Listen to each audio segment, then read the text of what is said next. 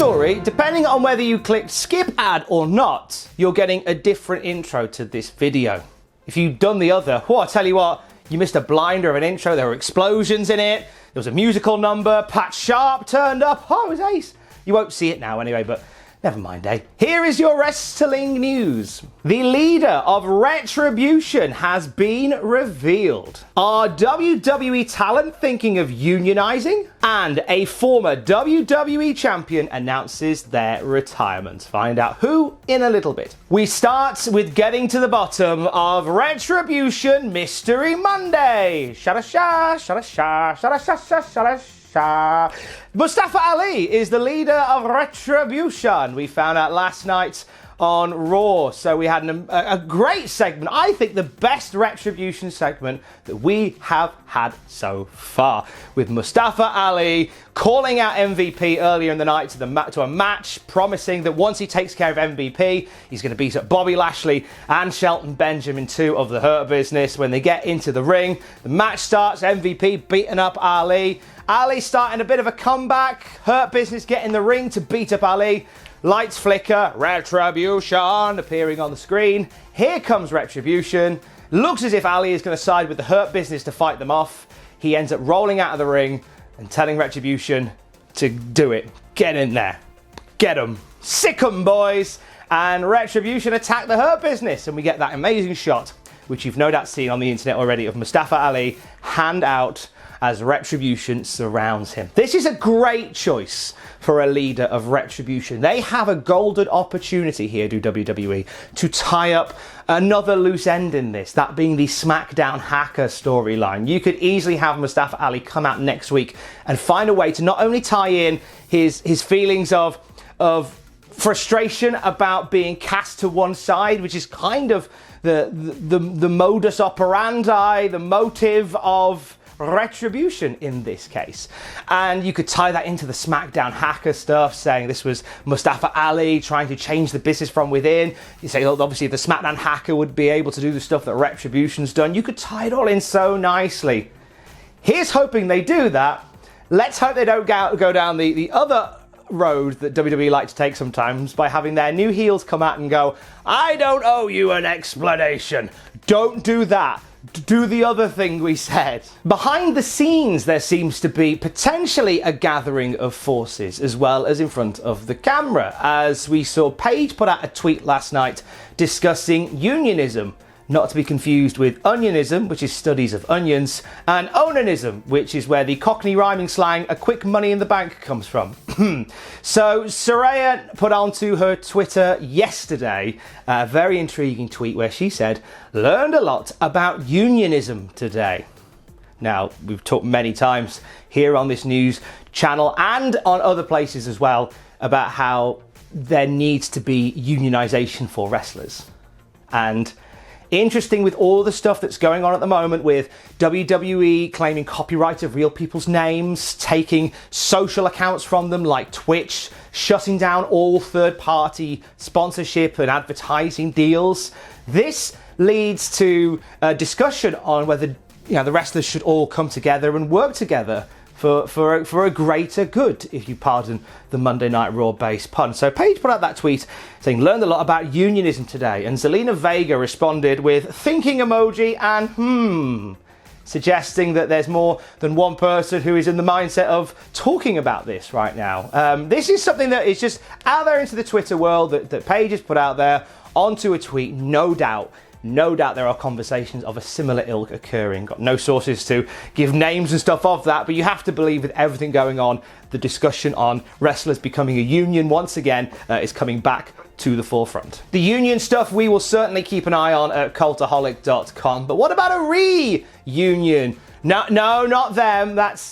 Let's not talk about that kind of union. No, I'm talking about beer money. So James Storm was linked to a WWE return recently. Remember, he had that very brief run in NXT. He was there for like half a cup of coffee before returning back to TNA, and then him and Robert Roode crossed the stream. So as Storm was leaving, Bobby was coming in. He talked about it on Desert Island Graps with me a short while ago.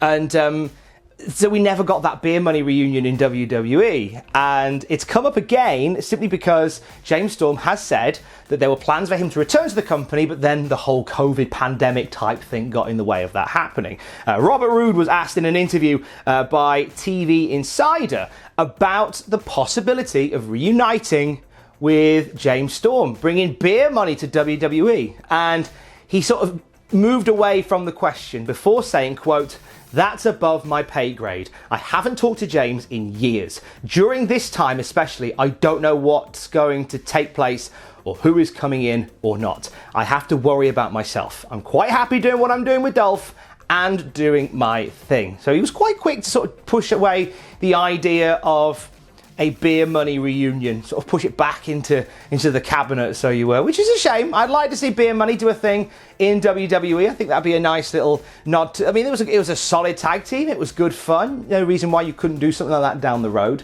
but I guess we will see. Also in this TV Insider interview, he talks about how much he loves coming out to his theme music again and getting that entrance again, because he had the entrance on Monday Night Raw last week when he was facing Drew McIntyre, and he says that more often than not he's been put in teams with other people where he doesn't get to hear Glorious, and it was good to hear it again. My concern is that isn't Glorious a CFO's song, and aren't WWE looking to get rid of those?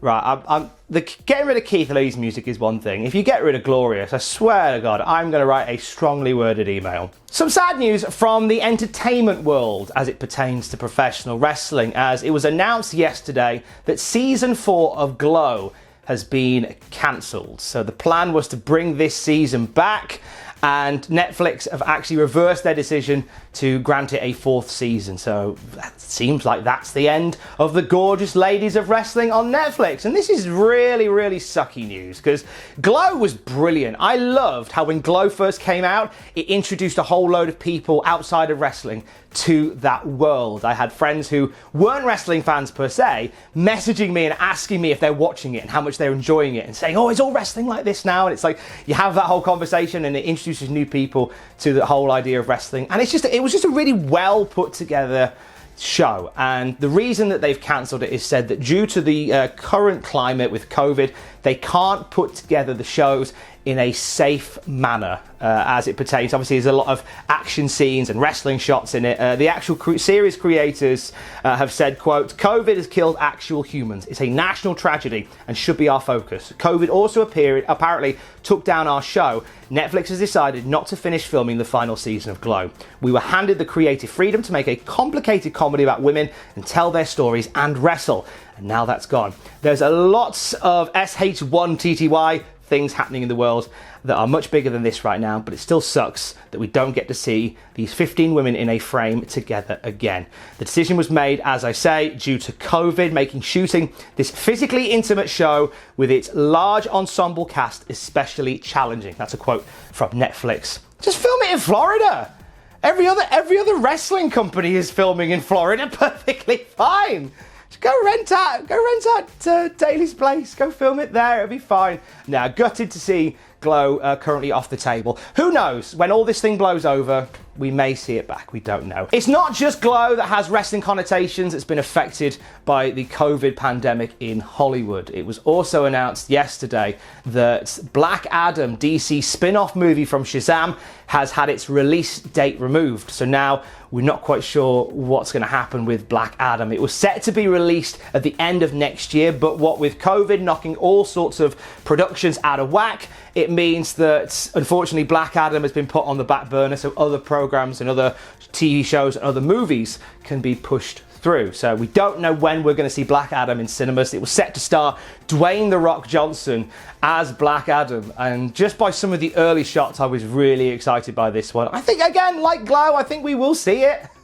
Just COVID's put a stop to it. I find it funny how shows that feature and star wrestlers are being cancelled because of COVID, but actual wrestling isn't. Incidentally, fun little aside regarding The Rock. There was a tweet that went round the other day, which was The Rock overselling stunners, a big compilation of Rock bouncing around the ring overselling stunners. He actually quote retweeted it and explained why he always oversold the stunner.